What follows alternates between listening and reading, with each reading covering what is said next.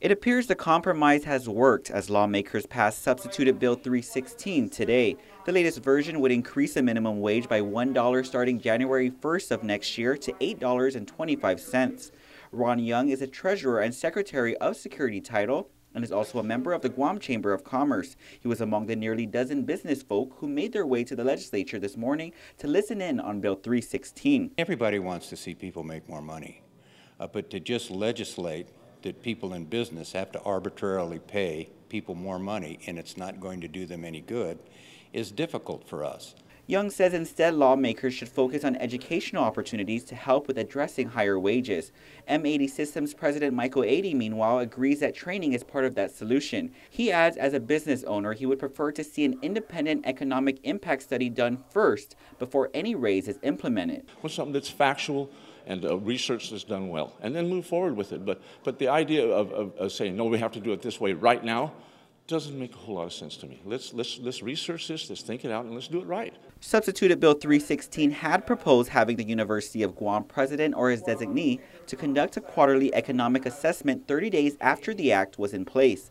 Vice Speaker B.J. Cruz moved to delete the section from the bill this morning. GHRA Chairman Bart Jackson, meanwhile, responds to Vice Speaker B.J. Cruz citing data by GHRA as part of the reasoning behind the bill's introduction. He says accurately that rates have increased, and they have.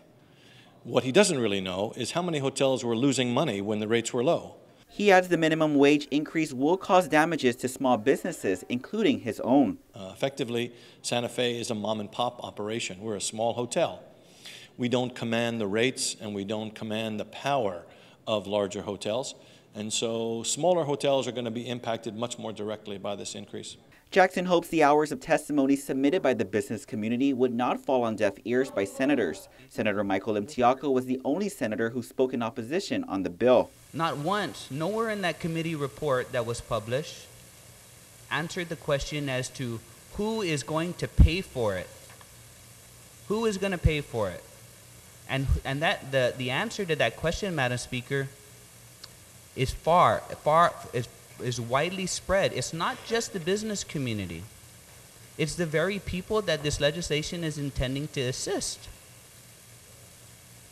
Raising the minimum wage will have a negative effect on employment.